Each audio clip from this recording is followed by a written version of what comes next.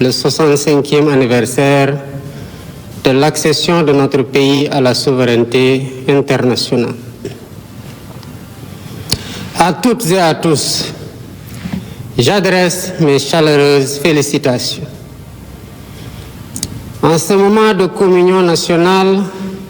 j'ai une pensée émue pour tous les djambars tombés au champ d'honneur et pour tous les êtres chers qui nous ont quittés. Je compatis également au nom de toute la à la souffrance de tous ceux qui luttent contre la maladie ou qui traversent des moments difficiles. Cette année encore, la fête de l'indépendance se déroule sous le signe de la communion spirituelle, en plein carême chrétien et au lendemain de la fin du mois béni du Ramadan. Ces moments d'intense ferveur spirituelle et de grâce nous rappellent que la foi est notre plus belle richesse et qu'elle alimente au quotidien notre capacité exceptionnelle à vivre ensemble dans la fraternité, l'harmonie et la diversité. Rendons grâce au Tout-Puissant pour cette heureuse coïncidence et prions ensemble pour qu'il agrée nos dévotions et continue de veiller sur le peuple sénégalais. Face aux défis des temps, les valeurs héritées de nos aînés nous invitent à toujours unir nos forces dans les moments cruciaux de notre histoire. Nous devons tout faire pour préserver ce précieux legs qui constitue une dimension essentielle de notre patrimoine immatériel. C'est cela l'esprit de notre inébranlable volonté de vivre ensemble que résume si bien notre devise nationale, un peuple, un but, une foi. Mes chers compatriotes, voilà 65 ans maintenant que nous avons pris notre destin en main. 65 ans que le Sénégal affirme fièrement sa souveraineté. 65 ans que le Sénégal poursuit sa marche vers le progrès, malgré les turbulences du monde. Porté par l'idéal d'un Sénégal libre, souverain, juste et prospère, les conquêtes successives de droits et libertés ont posé les jalons d'un modèle démocratique fécond qui se renforce de jour en jour par le dialogue. Cette maturité démocratique permet aux divers acteurs politiques et sociaux de notre pays de s'exprimer librement, de rivaliser âprement au besoin, mais toujours de reconnaître le verdict du peuple souverain. Aujourd'hui, plus que jamais, nous devons tirer parti de cette force motrice pour redresser ce qui doit l'être et donner corps aux aspirations de notre peuple et aux espoirs de notre jeunesse. Mes chers compatriotes, le 4 avril, c'est aussi la fête des forces de défense et de sécurité. C'est l'occasion de rendre un hommage à l'ensemble de nos djambars, piliers de notre nation et remparts ultimes de notre quiétude. À vos aînés et à tous nos anciens combattants, je réitère la reconnaissance et la gratitude infinie de toute la nation. Le thème retenu cette année, à savoir vers la souveraineté technologique et industrielle des forces de défense et de sécurité, témoigne de notre ambition collective et du niveau élevé d'exigence que nous nous sommes fixés pour vous accompagner dans votre mission. Chers membres des forces de défense et de sécurité, hommes et femmes de devoir, vous êtes les garants de notre paix et les protecteurs infatigables de notre souveraineté. Vous incarnez avec honneur et abnégation l'essence même du concept armée-nation. Votre présence quotidienne auprès des populations, votre engagement actif pour la sécurité nationale, la lutte contre les catastrophes naturelles et la préservation de nos ressources stratégiques font du Sénégal une nation armée pour mieux prendre en charge son destin. À cet effet, la modernisation technologique et industrielle des moyens logistiques et matériels de nos forces de défense et de sécurité essentielle à notre souveraineté et à notre sécurité collective, est inscrite au cœur de nos priorités. Mes chers compatriotes, voilà un an déjà que nous avons entrepris de transformer profondément notre pays, en dressant avec rigueur et lucidité un diagnostic sans complaisance de la situation économique. Même si la situation actuelle révèle des défis encore plus grands que nous, le devoir de vérité constitue le socle de la rupture systémique que nous avons engagée avec détermination et responsabilité. D'ores et déjà, le gouvernement s'est résolument engagé dans un vaste chantier de réforme. Elle vise l'optimisation des finances locales, une politique budgétaire transparente, la rationalisation des dépenses et la gestion efficiente de la dette pour préserver la viabilité des finances publiques. Mes chers compatriotes, d'importants efforts ont été consentis pour apurer, pour une période de 4 années, les arriérés dus aux opérateurs agréés pour les semences et pour le matériel agricole pour plus de 80 milliards de francs CFA. Sur un montant de 113 milliards constaté à la fin 2024, une somme de 70 milliards a été décaissée à la fin du mois de mars 2025. Il en est de même du secteur des BTP, où des paiements sur des arriérés de 62 milliards ont été effectués et un montant de 66 milliards est prévu dans la loi de finances initiale 2025. Enfin, l'appurement des rappels, loin d'être exhaustif,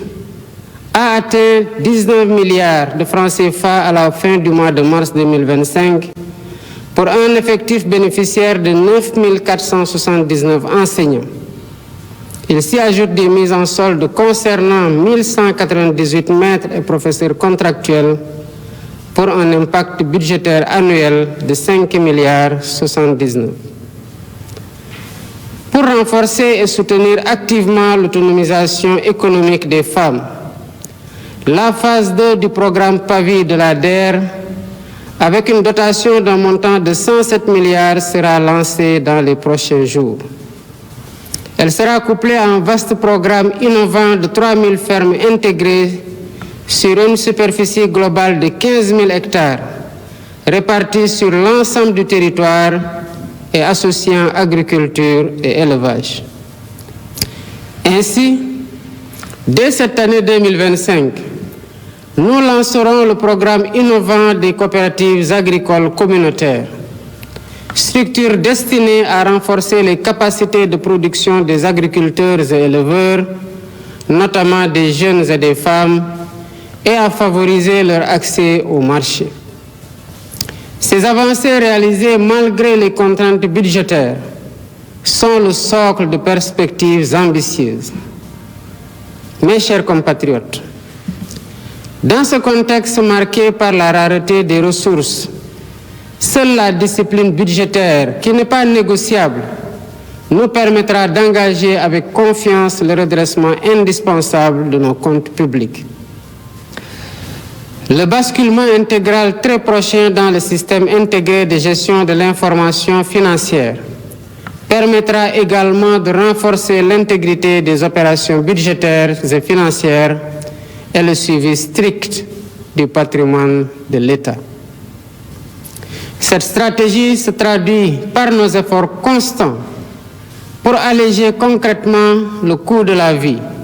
avec la baisse continue des prix des denrées de première nécessité, tout en préservant la qualité de vie des Sénégalais en matière de santé et d'environnement. Ces baisses, comme je l'avais annoncé récemment, se poursuivront par la grâce de Dieu. Avec l'entrée récente de notre pays dans l'ère de la production pétrolière et gazière, nous veillerons à ce que les ressources stratégiques soient exploitées dans la transparence et le respect absolu de l'environnement pour le bénéfice du peuple sénégalais. Dans le cadre de la réappropriation de nos ressources, Le processus de renégociation des contrats suit son cours normal. Les résultats obtenus à ce stade sont plus que satisfaisants. Ils seront communiqués à temps opportun au peuple sénégalais. Conscient de la priorité de l'accès universel à l'eau, nous avons engagé la réalisation de la phase 2 des forages ruraux et lancé les études de faisabilité du grand transfert d'eau. Ce dernier projet, très structurant comme les autres, portant sur les autoroutes de l'eau, contribuera à la sécurisation de l'approvisionnement en eau potable pour près de 15 millions de Sénégalais. Dans la même dynamique, nous accélérons les projets sur l'électrification rurale pour l'atteinte rapide de l'accès universel à l'électricité. Pour ce faire, nous veillons rigoureusement à la bonne exécution des chantiers, afin que les délais soient respectés et les coûts maîtrisés, notamment grâce à la renégociation de contrats majeurs permettant l'électrification d'environ 2740 localités supplémentaires. S'agissant du foncier, il a fait l'objet d'un audit inédit ayant conduit à des mesures correctives qui sont en cours de mise en œuvre. Désormais, la gestion du patrimoine foncier se fait avec rigueur, transparence et responsabilité, mettant ainsi progressivement un terme aux pratiques de bradage des terres, tout en garantissant une répartition juste et équitable des ressources nationales. Cette dynamique sera poursuivie avec la relance des concertations sur la délicate, mais nécessaire et inéluctable réforme foncière. Mes chers compatriotes, les efforts déployés pour la mise en œuvre des accords de paix en Casamance sont le témoin de notre attachement à notre vivre ensemble, à notre fraternité restaurée et à l'unité profonde de la nation sénégalaise. Avec le plan Diomaye pour la Casamance, nous avons engagé un processus irréversible de réconciliation et de retour digne des populations déplacées. Notre vivre ensemble fondé sur des valeurs cardinales constitue notre trésor commun. C'est pourquoi la cohésion nationale demeure ma seule et unique boussole. Convaincu que la solidité d'une nation se mesure aussi par sa capacité à dialoguer, j'accorde une importance particulière au dialogue social et à la concertation permanente avec toutes les composantes de notre société. C'est pourquoi j'ai récemment instruit le Premier ministre, M. Ousmane Sonko, d'organiser la grande concertation nationale avec les partenaires sociaux, avec les autorités religieuses et coutumières, la société civile, le secteur privé et l'ensemble des forces vives de la nation. Nous poursuivons sans relâche cette démarche participative et inclusive. Ainsi, nous matérialisons notre engagement à garantir une cohésion nationale toujours renforcée, fondement indispensable du Sénégal juste, solidaire et prospère auquel nous aspirons tous. Il me plaît ainsi d'informer le peuple sénégalais que les lois sur la transparence sont finalisées et mises dans le circuit pour leur examen prochain en Conseil des ministres. Par ailleurs, les travaux du comité ad hoc chargé de la mise en œuvre des consensus issus des assises de la justice se poursuivent sereinement. À ce jour, le projet de loi organique relatif à la Cour constitutionnelle, le projet de révision de la Constitution, le projet de loi organique relatif au Conseil supérieur de la magistrature, ainsi que les décrets d'application y afférents, ont été finalisés et transmis pour validation. Les textes consacrant le juge des libertés et de la détention, ainsi que les modifications du Code pénal et du Code de procédure pénale pour ce qui concerne, entre autres, les retours de parquet, suivront bientôt. Dans le sillage des concertations, J'annonce que le thème de la prochaine journée nationale du dialogue portera sur le système politique. Le projet de terme de référence déjà finalisé sera transmis dans les meilleurs délais à toutes les parties prenantes pour amendements et contributions pour une meilleure préparation des travaux. Mes chers compatriotes, l'état des finances publiques de notre pays, tel que révélé par l'audit effectué, nous impose de compter d'abord sur nous-mêmes pour redresser la situation. Nous en sommes bien capables et nous le réussirons avec la mobilisation de toutes et de tous. En effet, l'histoire des nations nous enseigne que le chemin du développement nécessite des sacrifices collectivement consentis afin que des lendemains meilleurs puissent advenir. J'appelle donc chacune et chacun à faire preuve de résilience, de solidarité active et d'engagement patriotique face aux défis nombreux et complexes qui se dressent sur notre chemin. Regarder dans la même direction, celle du proche avenir de nos enfants doit être l'horizon fédérateur de toutes nos énergies. Ensemble, forts de notre unité et de notre détermination, nous bâtirons le Sénégal juste et prospère auquel nous aspirons. Vive le Sénégal souverain, vive l'Afrique unie et debout. Bonne fête de l'indépendance à toutes et à tous. mbokki Sénégal ëllëg ñeenti fan ci weeru avril dinañu génn wane suñu mbégte ci bu ñu moomee suñu bopp juróom benn fukk at ak juróom a ngi nii may xalaat di ñaanal ñépp ñi nga xamante ne wane woon nañu ci taxawaayu njàmbaar pour Sénégal moom boppam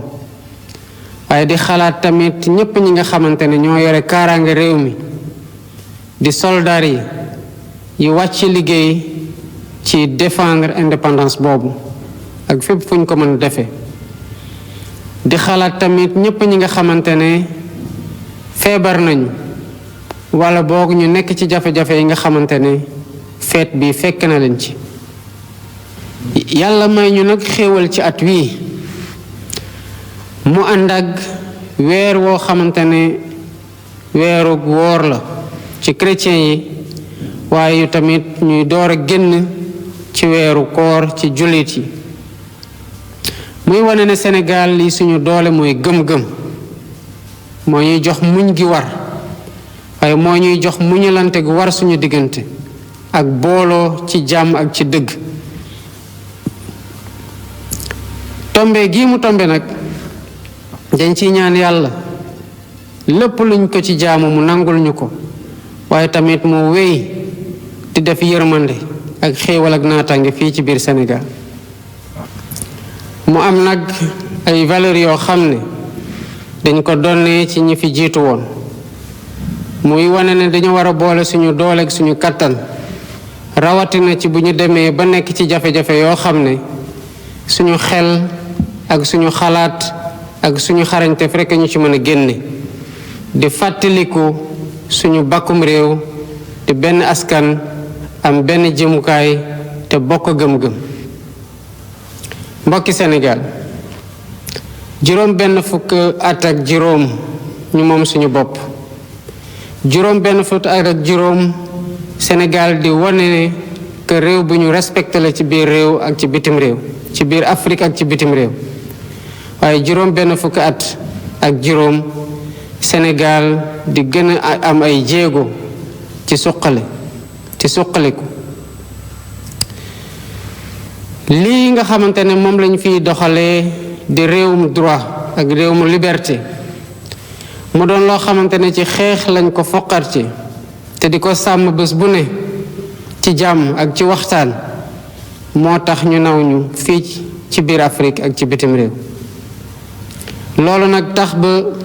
ak nu ñu mën di woroo ci kàddu ak ni gis-gis yi mën a wuute nangul nañu ku ne muy wax lu muy xalaat ci respecté sa moroom waaye bés bu demee ba askan wi tànnal boppam ñépp nangu ne lii mooy tànneefu askan wi loolu moo war a nekk fu ñuy jëlee suñu doole, loolu moo war a nekk suñu weeruwaay ndax ñu mën a wuyoo li nga xamante ne moom la ñuy woote di jub di jubal ak jubanti, waaye tamit taxawoo askan wi ci bëgg-bëggam ak ndaw ñi ci seen yaakaar. mbokki Sénégal, ku wax 4 avril wax tamit fête bu rëy ci ñi nga xamante ne ñoo yore kaaraange réew mi. ma di leen wax sama mbégte ci ñoom, di leen jaajëfal, di leen wax ne kontaan na trop ci seen taxawaay ci biir réew mi, ndax ñoom ñoo ñuy may dal gi tax ñu mën a doxal suñu yitte ak taxawoo askan bi. di xalaat ñi nga xamante ne ñooy seeni mag, di xalaat anciens combattants yi, di leen wax ne askan wi amal na leen njukkal gu rëy. lii nga xamante ne mooy teemu fête indépendance ren gii mooy naka la ñu fexee ba moom suñu bopp ci war a xarala yi, waaye ci lépp loo xamante ne mën nañoo jox ngànnaay gu ñu aaree suñu bopp. dafay wone ne rek taxawaay gu ñu am ci taxawoo leen ci seeni mission, waaye tamit taxawoo leen ci seeni liggéey bés bu ne. muy góor muy jigéen ñi nekk ci kaaraange réew mi, yéen a tax ba jàmm am biir Sénégal, ba képp koo xamante ne yaa ngi doxal say activité ci jàmm ak ci xel mu dal amel na leen njukkal. ngeen di ko def nag ànd ci honneur ak mbégte ak engagement bu tax ngeen di jëmal lii ñuy wax booloo ci diggante armée ak askan bi. di taxawoo tamit sénégalais yépp ak fépp fuñ mënti nekk lu weesu ci kaaraange gi, waaye jëm tamit ci saa yu leen nattu jot dalee ngeen taxaw seen wet comme ni ngeen ko defee daaw ci bu taw yu méttee ba am ñu mu sonn. ñu ngi liggéey àndanoog yéen, àndanoog ñépp ñi nga xamante ne seen xam-xam màcc na jëm ci lépp lu ñuy jox souveraineté industrielle, te ñu def ko nag fulla gu mat sëkk di tomb gu am solo ci suñu programme. mbokki Sénégal, ata ngi nii ngeen dénk ñu réew mi, ñu ñëw wax leen fan la réew mi toll ci lu amul benn nëbbu, lal ko ci dëgg kese, ndax jàpp ne ci dëgg rekk lañ mën a tabax lu dëggu ak lu yàgg. waaye bi ñu leen wonee lool ba pare dañoo tàmbali ci saa si andi saafara ci li nga xamante ne moo andi situation bu ñu nekk. gouvernement bi soobu ci ay réformes yu am solo yu mën a tax ñu andi transparence ci ni ñuy gérer finance publique Sénégal.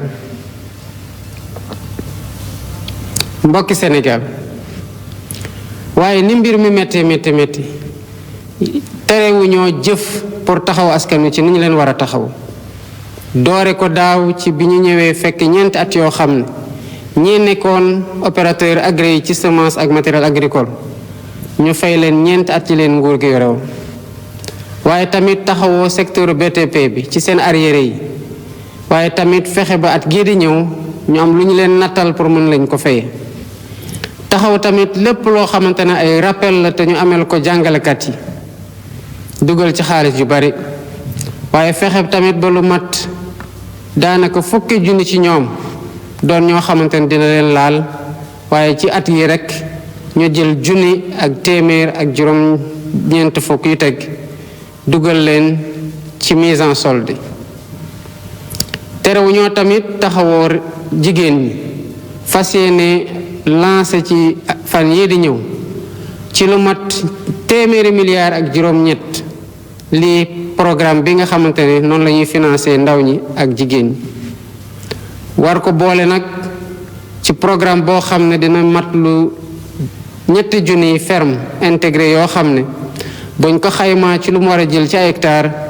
dina mat 10 junni ak juróom ngir rek mbéy ak càmm. te at gii ñu nekk tamit dinañu commencé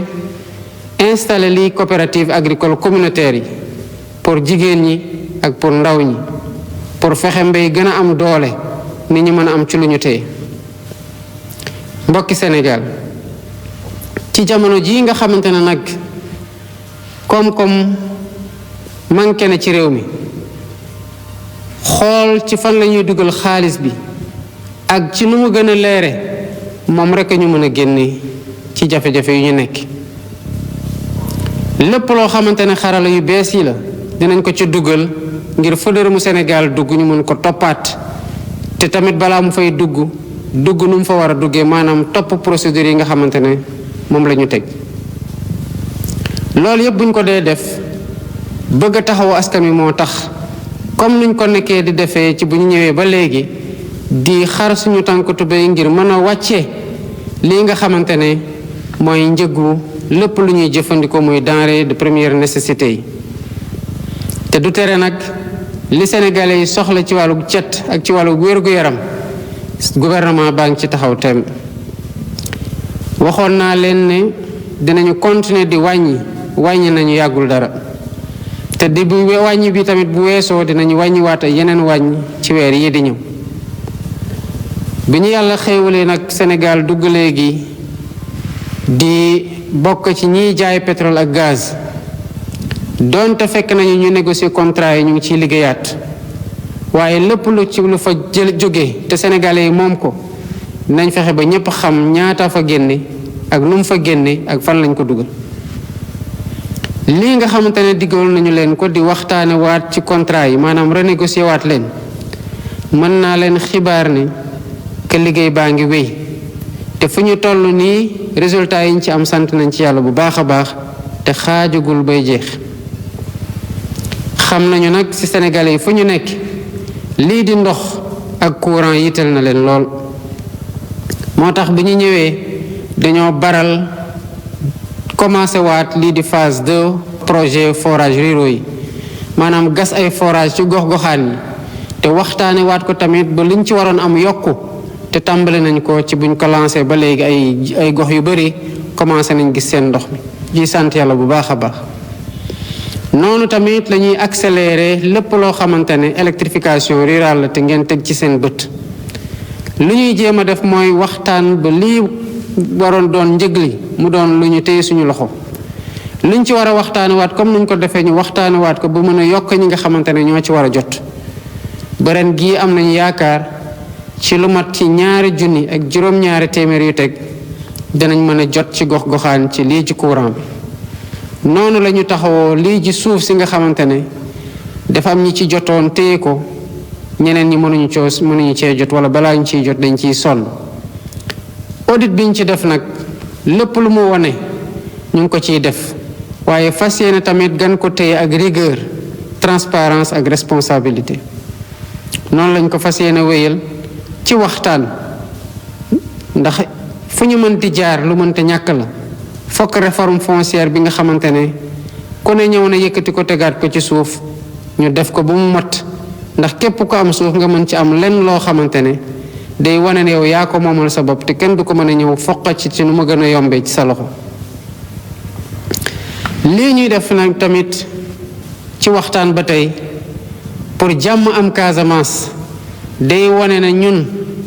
Sénégal benn bopp la. waaye benn bopp boobu doonte bu ñu amee féewaloo li ci war mooy toog waxtaani ko am nañ ci avancement bu baax ci lu yàggul dara ma ciy félicité bu baax le premier ministre Ousmane Sonko mu fekkee woon signature accord yi war a mën a tax ñu mettre en œuvre li ñu fi jotoon déggu. ñu wéyal ci nag di doxal le plan Diomaye pour la Casamance ngir lii nga xamante ne juboo waat la ak liy delloosi waat askan wi dawoon gox-goxaan yooyu mën a nekk ci nu ñu gën a respecter seen dignité. mbokki Sénégal lii di juboo ci biir réew mi ak jàmm ak stabilité lépp lu may def suba ak ngoon ci loolu laa teg samay bët ndax dama gëm ne askan gu am muus te tax ñuy waxtaan ci lu ne day tax mu gën a dëgër déggoo gën faa am ñu mën di xàccandoo di dóorandoo loolu nag dañ ciy dugal ñépp te loolu moo taxoon ci fan yi ñu génn ma joxoon ndigal premier ministre Ousmane Sonko ne ko na waxtaan ak ñépp ñi nga xamante ne ñoom la ñu bokkal mbir mi ndax ñu mën a xam fan réew mu toll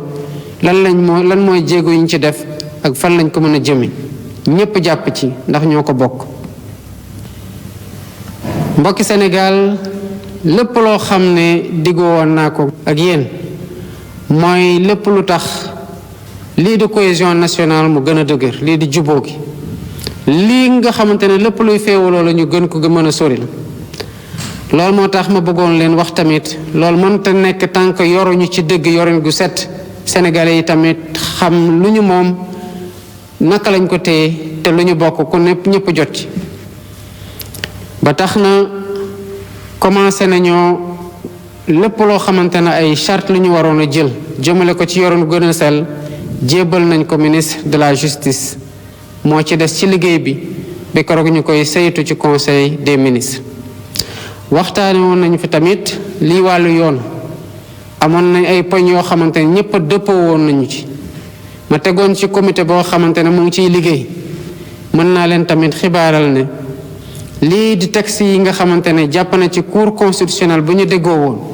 ci projet wu réforme constitution bi ak li laale ci conseil supérieur de la magistrature jébal nañu ko ñu ngi koy won ñi nga xamante ne war nañ ci joxe seen xalaat ci nu mu gën a yaatoo balaa ñu ciy egg ci lu koy adopté. comité baa ngi continuer liggéey